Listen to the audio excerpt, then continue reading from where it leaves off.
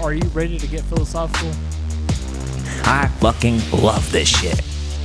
Beautiful listeners, you are worth all the stars in the sky. Hell yeah. And at least 2 perfectly cooked grilled cheeses. Hell yeah.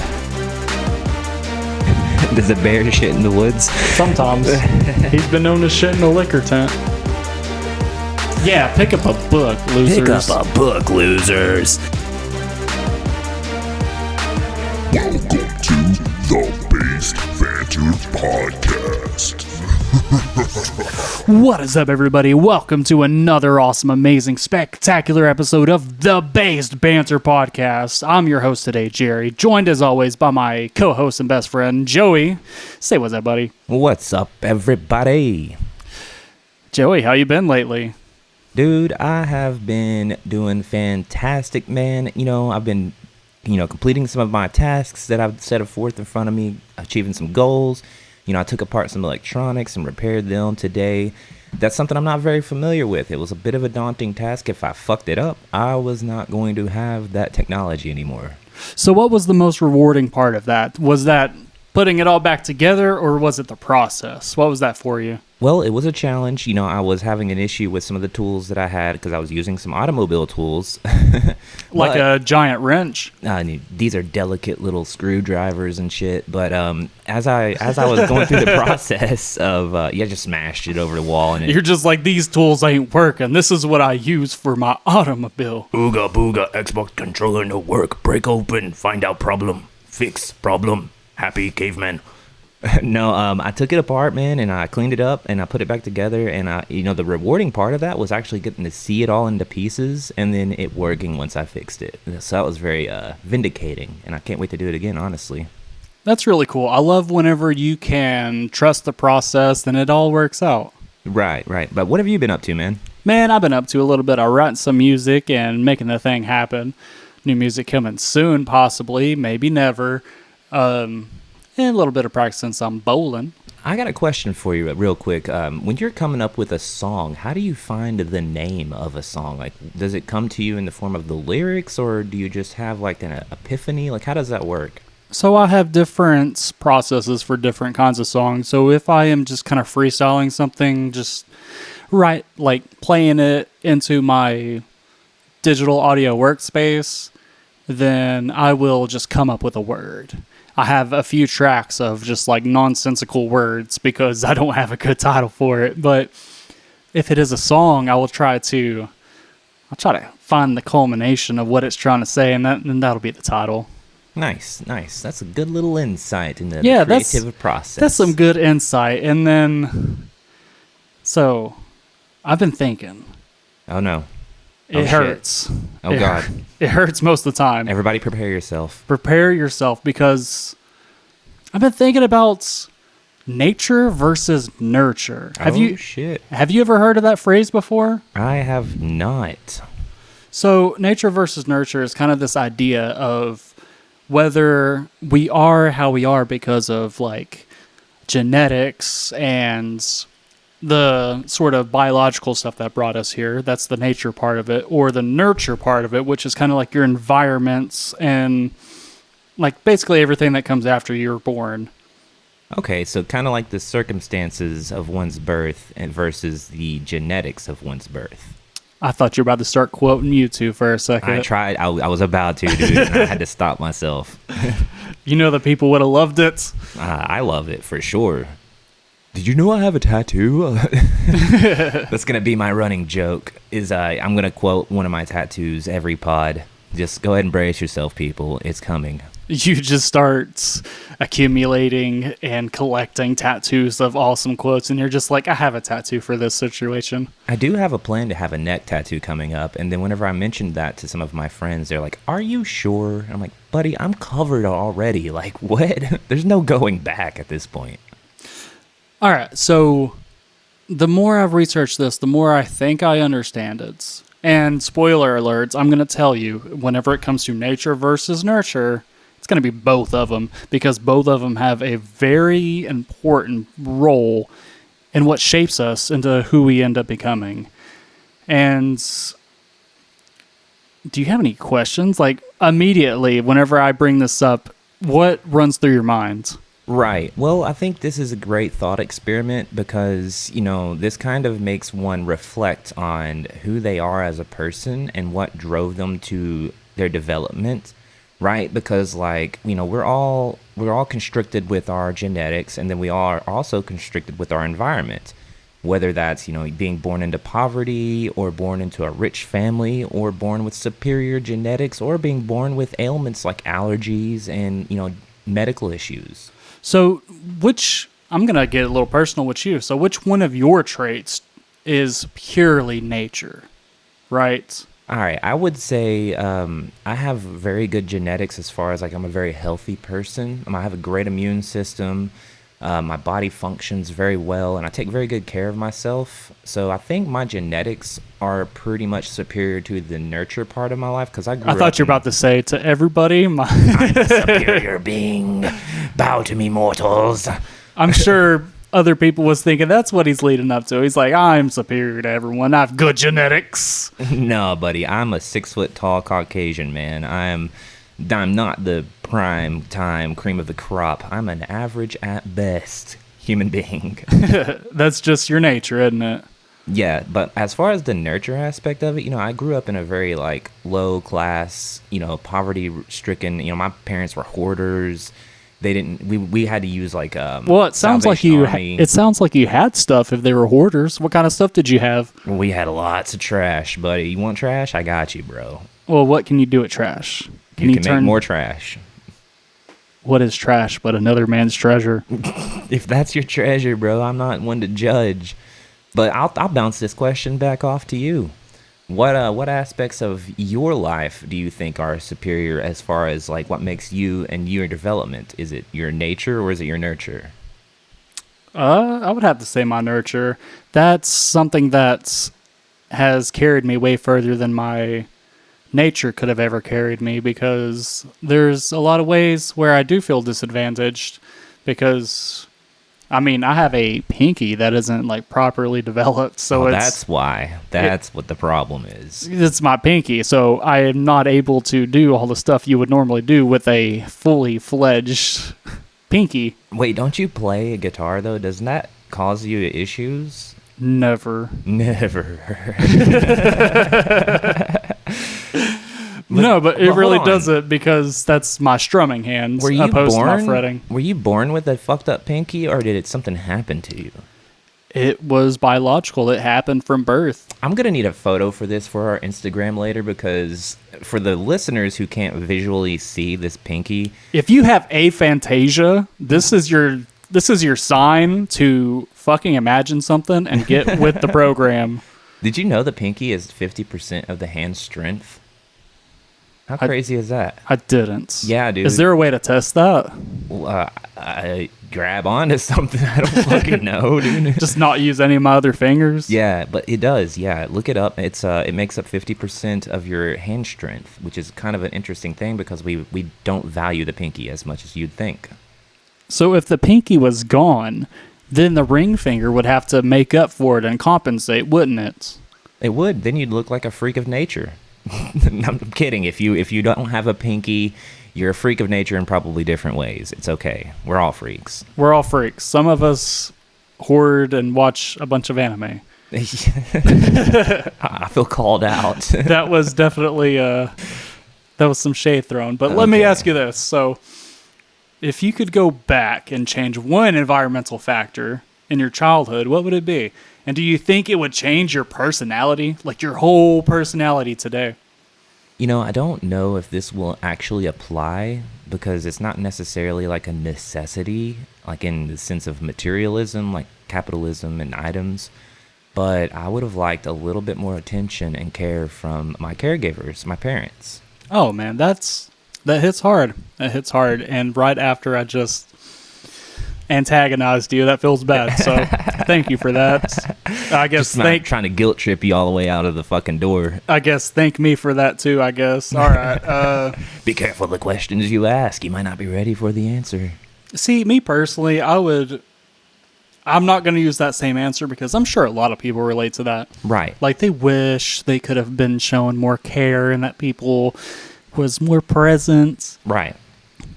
But I think if we had a little bit more finances to throw around, like I was able to get into some more extracurricular activities and start up some hobbies at a younger age, I feel like I'd be a little bit better off. I feel like that's where I would be at with it. Oh, for sure. I agree because, when I talk to like peers, people who are in their 30s, they still get help from their parents. Like their parents will help pay their phone bills, their car insurance, or some of their rent, or help with groceries. I haven't had parental aid since I was 15 years old. I borrowed $20 from my dad when I was 20 in need of gas money, and I had to pay it back.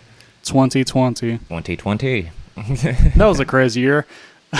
Nothing happened that year, did it? I barely remember it, buddy. And that's the way it should be. Came and went, just like a flash. Okay, so if a tendency toward violence or addiction is proven to be about 70% genetic, this is not hypothetical, this is actual figures from the actual internet. Google it if you don't believe us, bitch. Google it, DuckDuckGo it, Bing it. But does that diminish an individual's moral responsibility for their actions? Like, is it just an excuse or just context?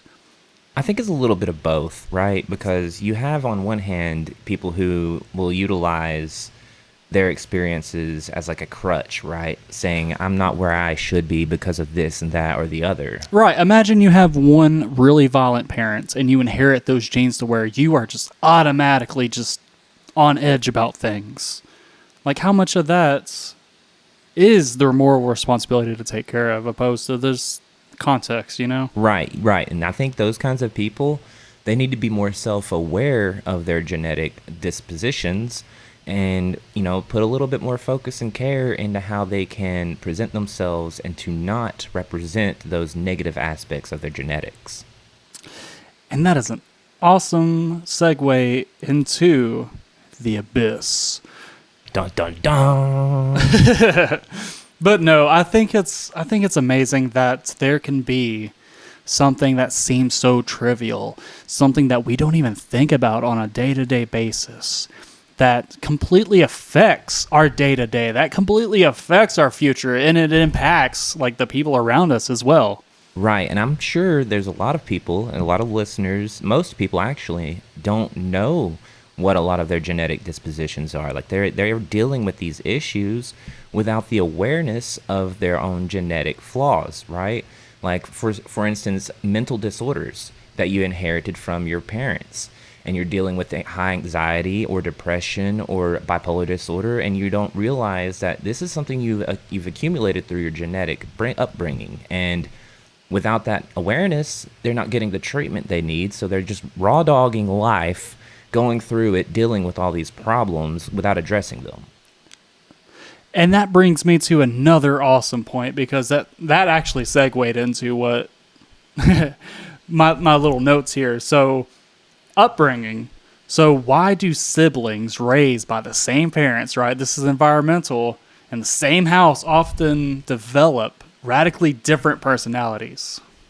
See, I have a pretty unique opinion when it comes to this, and I think it goes into, this could be a little controversial, maybe it's incorrect. Oh, we're ready for this. But You're about to cancel us? believe that it's competition, right? Like, when you look at twins, they have the same genetic makeup, but since they're in competition with each other, they'll have very different personalities, right? One will be a more friendly aspect of, like, a representation of their parents, while the other one might be more aggressive, right? And be more hostile. And it's all a means to survive, is what you're saying. And they want to be different. They don't want to be the same as their cohorts.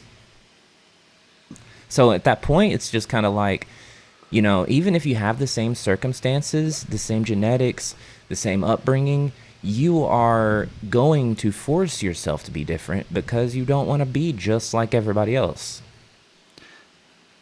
That's exactly right. And for some reason, this is bringing to my mind the butterfly effect. Are you familiar with the butterfly effect? Yeah, that's that Ashton Kutcher movie, right? Yes, it is an Ashton Kutcher movie. It's a good movie, too. It's a pretty good movie. The third one's ass, but the first and second one are bangers. They made more than one? They made 3, dude. Well, I'm glad they stopped. Yeah, but, dude, I'm telling you, the first and second one, mint. Okay, you heard it here first. Base Banner Podcast. Go watch The Butterfly Effect. But what I'm going to say is like the actual butterfly effect, the psychological phenomenon. Psychological, maybe? Maybe No, it's scientific. Philosophical. Philosophical, that's good. Because you go back, you change something, and it creates ripples. Like, everything that you know changes. And if you've ever seen a movie and they are really conscientious about changing one small detail because they know how much that's going to impact the future. So, with that said, everything that we do in our present day has that ripple effect too, doesn't it? Right. So if you decided to just go work out, exercise, or if you decided to hit up your ex, or if you decided to do something abnormal from what the path has been taking you down, like it has a bigger effect to the future than we would like to give it. Right, and I think that if more people were aware that their actions do have this ripple effect, like throwing a stone into a pond, and then everything that happens after that is part of that byproduct, then, you know, a lot more people would make the decisions to kind of help improve their circumstances and improve the lives and of the world around them. Because, you know, let's say I go to the bank to deposit some money, but on the way to the bank, I fucking run over a possum crossing the street, and then a crow lands down to eat that possum, and then that crow flies out of the way, causes somebody to wreck their car. And then that ripple effect of me just going to the bank has now caused someone to have the worst day of their life. So I think the biggest takeaway from this is do the thing that you want to do because it's going to ripple no matter what. Right, but also be conscious of the future, right? Like, you don't want to just make decisions without thinking about the outcome. You know, because a lot of times we get faced with a conundrum that if I have to make this decision, there might be a negative outcome that could ripple effect into a whole stream of possibilities that I might not want. So you need to be a little bit more conscious and aware about how you affect the people around you. So now we've gotten into a bit of a timeline dilemma. So I want to ask you if there's anything you could go back and change, right? This is a little bit off topic for the nature and nurture for the people that really want to stick to the topics. But is there something in your past that you would go back and do a little differently, or? I mean, personally, I believe that everything that I've ever done and I've ever been through has led me to this point in time, exactly where I'm at. And even if it was good or bad, I don't believe I would change anything, because then I'd be a different person. Maybe that choice would lead to a greater negative outcome, where in my mind, I would think that it would be a positive thing, right? Like, let's say, for instance, I have a child, right? And I was thought to say I want to go back in time and then never get with that girl because she caused me a lot of pain and a lot of suffering. But if I never did that, then my child wouldn't exist. So I had to go through those anguishing moments to bring life into this world. I saw this hot take and it said, when like your children define, like other people will define you by you having children more so than you, because you yourself, you think of like, okay, well, I am an artist, I'm an actor, I do this, I do that. But then whenever people look at you and they know that you have kids, they'll be like, oh, well, he's a father. And that will change the way people receive you. Right, and I think most people who will acknowledge that possibly have kids themselves. Because if you've never had a child or brought life into this world, then you really don't understand the implications and importance that it is involved with, right? It changes the whole aspect of sex, right? No longer does sex seem like an act that you just do for pleasure. Now you can actually create life, and you're consciously aware of that. Is there some form of life you wish you could have created? I mean, I know the... I want alien goths with big titties, baby. Let's go.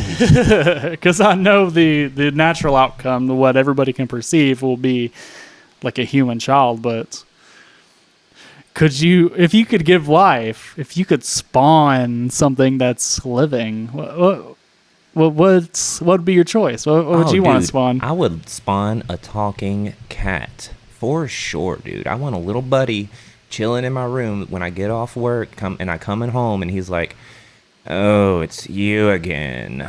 My litter box is full of shit, and I'm hungry. Feed me." And I'm gonna be like, "Why are you always so dreary?" And he's like, "Pet me too. I'm hungry. Feed me." That would be a very interesting day in the delivery room. Oh, no. I'm not bringing this organically, bro. We're spawning this in with like control commands in the simulation, right? Like I'm just gonna type in a few numbers and then it's just gonna spawn in. Do we live in a simulation? Listen, buddy, that's a future podcast for another time. Don't get me started. This is nature and nurture, buddy. Exactly. And so I think up to this point, we have brought out a very compelling case against the nurture part of it, because your environment really shapes a lot of who you are. Right. And I want to know, buddy, right?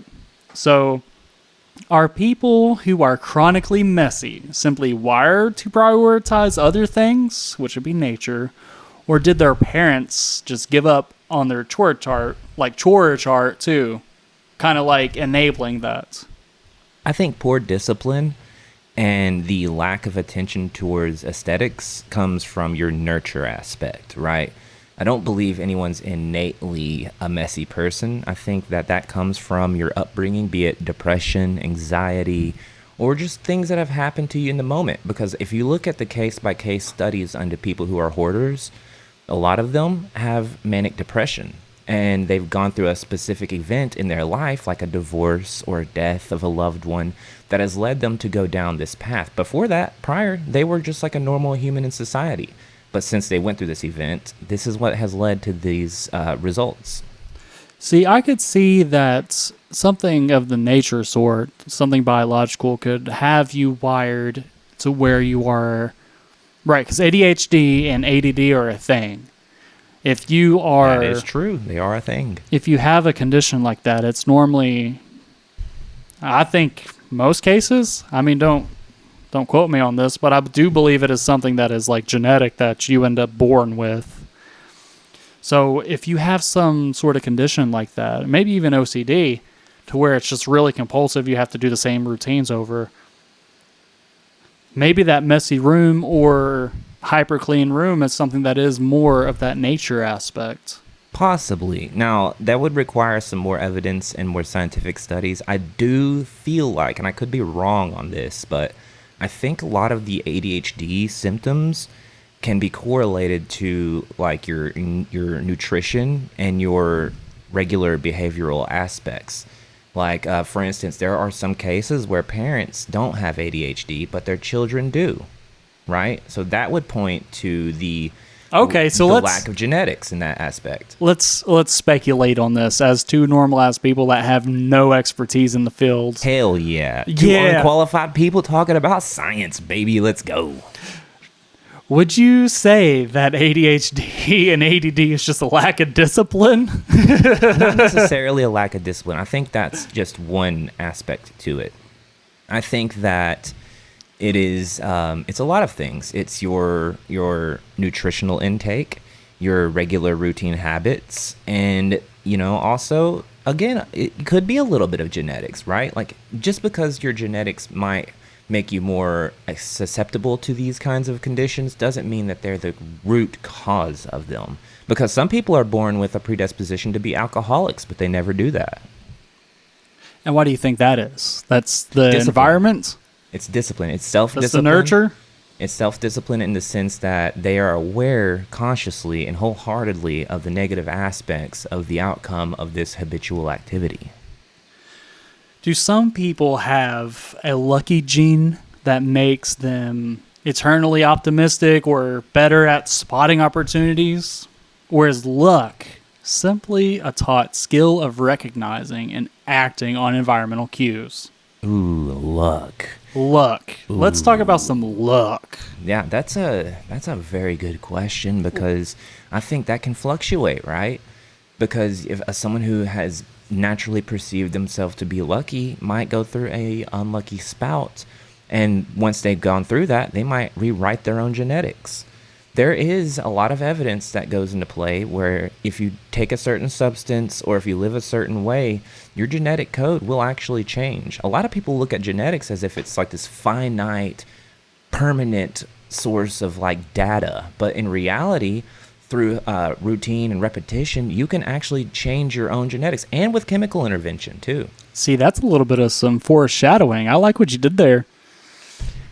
Right, because like you can take steroids, right? And then when you take anabolic steroids, you are rewriting your genetic code. And then you're releasing more endorphins, your bone density gets deeper and heavier.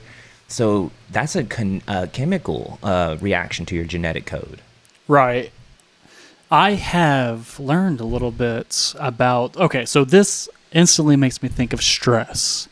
Stress is something that has played a very important role in shaping people today. A lot of people know stress today is like having to send like an email or confronting somebody, but stress used to be something that was an absolute, like it was the pinnacle of survival. It's a marvel that we was able to develop the chemical reaction of stress that helped us in those very like high tension situations. Because cortisol, the stress hormone, and adrenaline, those were super beneficial in a more primitive setting, because if you were getting attacked by a tiger and all of a sudden you're stressed and you get all of these reactions happening, your adrenaline's going, your cortisol's going, then it was way more beneficial. And now we're way more stressed than ever, even over the dumbest, minute things. And stress had its part in our survival. You get how I'm correlating the two here? Is that yeah. Since we live in different times, we deal with different stressors, and the different stressors we're dealing with, they don't play the role in our survival that we need them to, right? Like, we don't need to forage for food, we don't need to hunt and survive in the wilderness, yet we still have these stressors. And now that we still have those stressors, even more so than probably back then, that we're dealing with these chemical imbalances, and we're not channeling these chemicals to where they need to be, right? Like when you have cortisol that stores fat around your midsection, you know, and you're constantly eating terrible shit and you're stressed out and it's causing you to gain fat, and you're not burning that shit off because you're not running from that tiger. You're not fucking chasing that elk. The tiger's in the bushes and you're sitting there with them. But you're sitting at home eating potato chips thinking about work and how shitty it was. It's not going to do you any good to feel that kind of stress. And it's going to rewrite your genetic code. And you're going to fucking end up being someone who falls to the vices of that vicious loop and that vicious cycle of being able to, or not being able to like get yourself out of that stress loop. And it's going to hurt you, and it's going to hurt your future. And that's what all of that tied back to, was the genetics. Because our ancestors, they did not have to deal with as much stress as we have now. The stress is, as everybody probably knows, is one of the biggest killers of people. I might have to disagree with you on that one. He disagrees. Stress is good for you. No, yes. You need a little bit of stress, brother. You're too happy. They're watching you. They're right behind you. No, I think that we live in a more comfortable state than we have ever lived. Life now on the planet Earth is actually better than it has ever been. I don't know, a lot of people might disagree, but you've never lived in those other times, so you don't really know what it was like to have to find clean water, to have to not know when your next meal was going to be, to have to actually kill something, clean it, cook it, and then eat it. And assume you do it right. And then assume you do it right. Because those kinds of stressors, they're not like the same stress as like a work anxiety related stress where, yeah, you can write that off, but it still bothers you. No, those kind of stresses, they are the matter of life and death. And we don't have that kind of like attention to the stress we have now. Our stress is bad, don't get me wrong, and it's a lot of it. But it's different from life and death. Our stress isn't related to life and death. It's related to everyday activity. Right. You are walking a fine line between invalidating people's experiences and just citing factuals. But no, I'm not saying, again, I'll repeat myself for anyone who's going through bullshit. It's still important, and stress is still a serious thing that can hurt you. But what I'm saying is that it's a different kind of stress. And to say, basically what you're implying is that like the people who lived back in the days had it easier because they don't have as much stress, which I disagree with, because I think their stress may have not has been as much, but it was heavier. It's like putting, two 45-pound plates on a bar versus putting, 3 10-pound plates on a bar. You have more in quantity on the 3s, but they actually weigh less. Does that make sense? Where I see where you're coming from, and I think a lot of it is back to the point of genetics, because genetically we were, I guess, designed and adapted and evolved to handle these situations, to give us like sort of a superhuman sort of power to handle this shit. But since there is like nothing like that anymore, I mean, we see it in soldiers and they end up with PTSD. And I wonder how much of that is because the primitive people and the people that have come before us have never faced the problems that we have faced. And we've never faced the problems that they have faced. But in the evolutionary line, they have faced their problems a lot longer and have better solutions and have adapted better. Right. The problems we're dealing with are new in retrospect. Very new. Like we're talking within the past century or so. So we might not have the genetic coding to deal with the different kinds of stressors. However, they may be on the lighter side of things. There are more quantity of them. So they're both equally bad. They're just different. It's like apples to oranges. And once we've done it enough and we've adapted genetically to our environment, as a human society, we're kind of we're a species that adapt and we innovate. So if we deal with a constant stressor, we learn how to grow and adapt and to change that stressor, right? That's part of our that's how we've evolved to survive as a species. So eventually, all these stressors we have now, they might go away, but then guess what's going to happen, buddy? They're going to be replaced by new stressors. Because that's just the way the human body works. We have to be under a little bit of stress to thrive. There's definitely good stress and there's bad stress. Good stress will make us grow, challenge us, and push us. And then bad stress just tears us apart and weighs heavy on us. And all of this is to make the points for our very smart listeners that we're following. Super intelligent, that this was making the case for nature. Because nature says, like, if you have the genes, the genetic disposition to handle the stressors, you're going to do a lot better in different roles. Absolutely. Where your environment could not condition you no matter how much. And I think I get it now. I think the point that you were my interpretation of the point you're making is that the stressors we face today are so new, we don't have that genetic alteration in our code to deal with them yet. So they affect us on a much deeper level. So in our modern day and age, so this is an age-old debate about nature versus nurture, but a lot of our nature doesn't cover that past 100 years or so to where shit has changed. Shit has really changed. Dramatically. From the Iron Age to the Industrial Revolution. Dude, if you were 100 years old and born in 1870, you fucking lived through the invention of electricity, the light bulb, and then we landed on the moon, all in your lifetime. That's fucking crazy. The moon. I just wanted to say that had no contextual importance, but lunacy. The lunacy, right? Because of how words work and etymology. Okay, but I still do have some more questions that are a little bit more lighthearted. Now that we've sort of covered on in a little bit of a roundabout way, but it all makes sense, doesn't it? Now we have a better understanding of nature and nurture. Nurture was like the easier one to understand.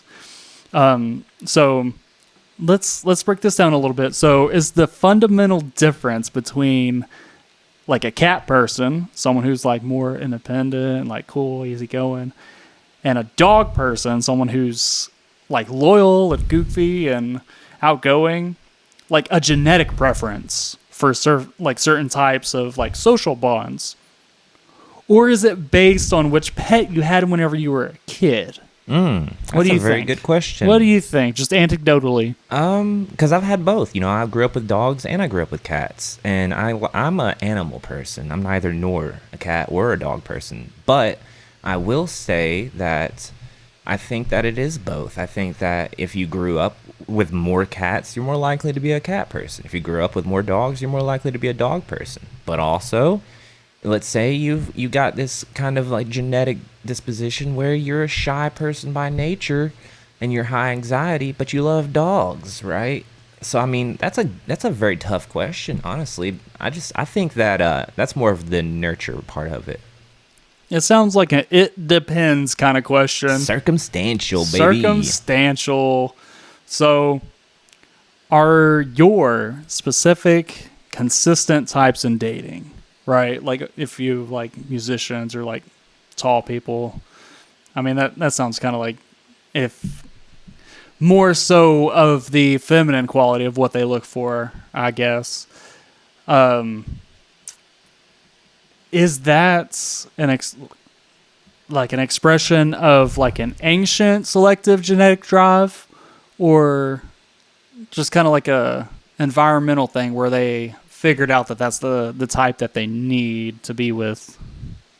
Again, I want to say I'm probably going to fall under the nurture aspect of a lot of things, because I do believe that your upbringing kind of dictates more of your life than your actual genetics, because most people aren't even self-aware of their genetics, right?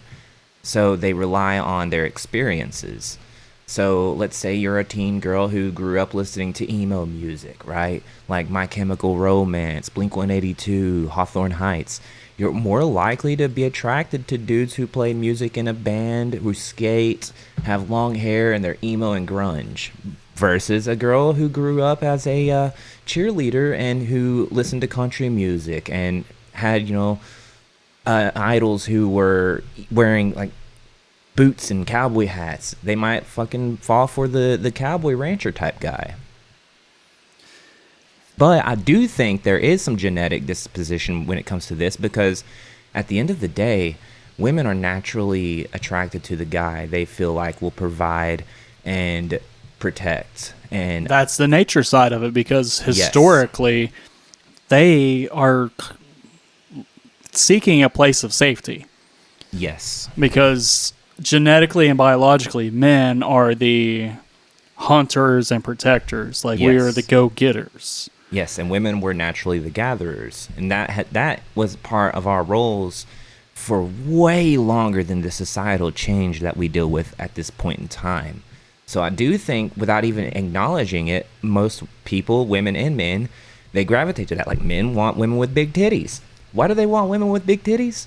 Because that is baked into their DNA, because it tells them that they're genetically superior and they can mother their children more successfully.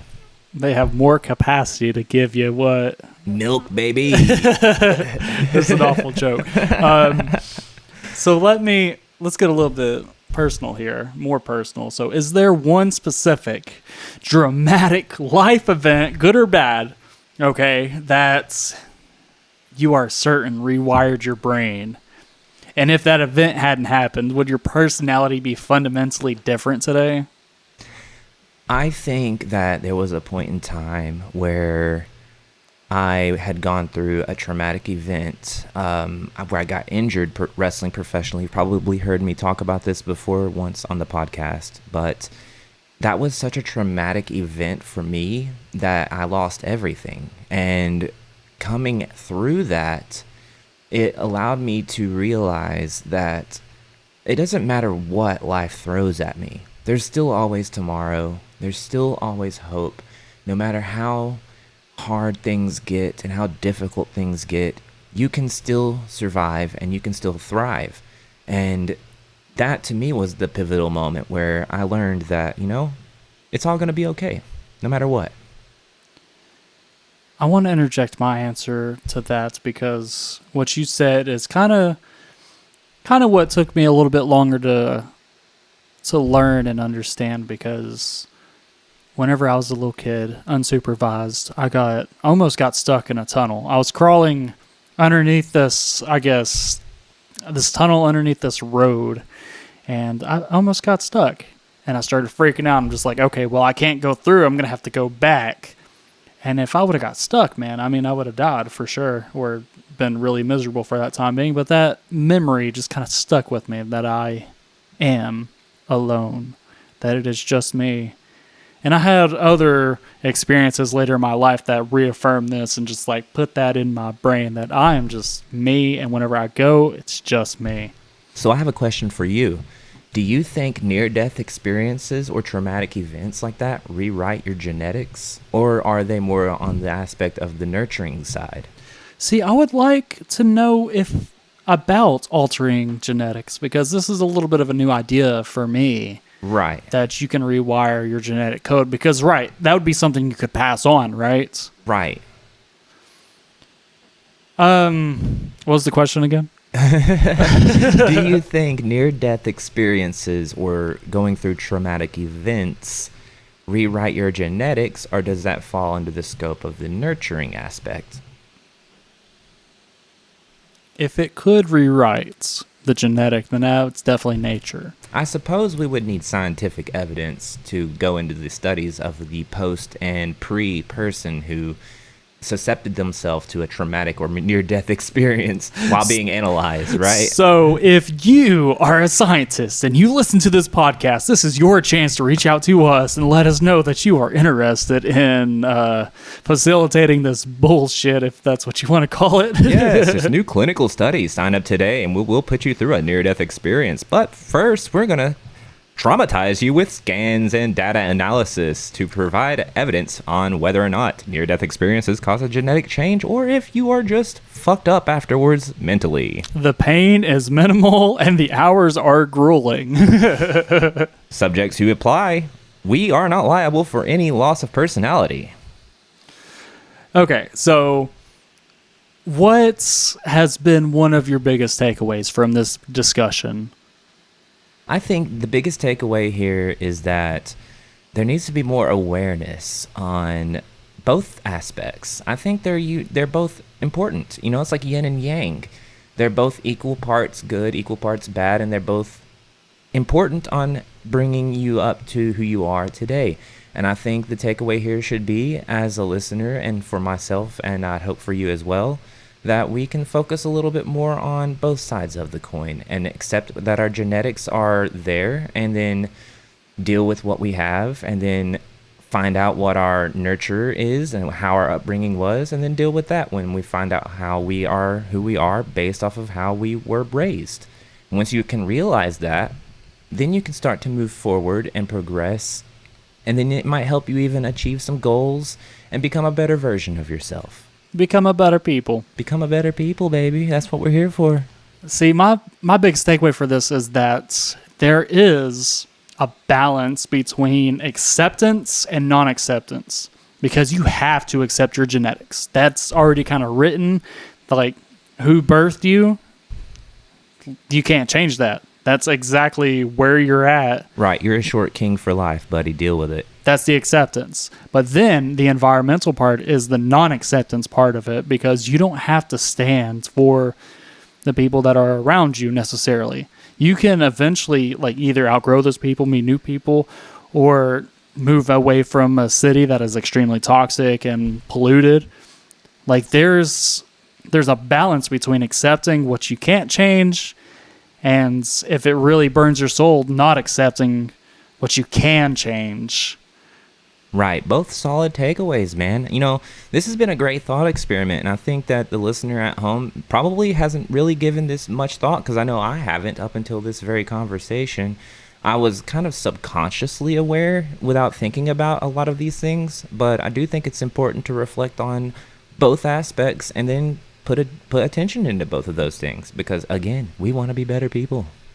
And you know what? And if you want to keep the conversation going, you can reach out to us. You can follow us. You can like our post at Base Banner Pod at That would be X, buddy. X and Base Banner Podcast at. Facebook, buddy. He didn't know I was going to do this. I know all the handles. I made the motherfuckers. He made the handles. This is our social media manager right here. Yeah, buddy. And we also have an Instagram, too, if you want to come and see some of our photos of Scully, some of the photos of Jerry's fucked up pinky. They'll also be on there. That's going to be Base Banter Podcast at Instagram. And then, as well as our Discord, which is cooking in the oven. It's still baking. Might be overcooked at this point, but it's coming soon. And I could not have said that better myself, even though I tried. Hey, we're getting there. We're getting there. We're getting there. Maybe I should write this down. Maybe we should just embellish it into our genetics. Oh, genetics. Code it into your DNA, son. Rewrite it into my brain nodules. Oh, yeah. But thank you for this conversation, my dude. It's been really fun and really insightful. I'm glad you enjoyed it, and I hope at least one person got to thinking about when. What are some other? Is that a preposition? I've overthought it. But Prepositional phrases, baby. About, above, abort. Something. abort. That's exactly what we're gonna do. We're gonna abort this conversation. Thank you so much. Thank you. This has been Base Banter. Peace.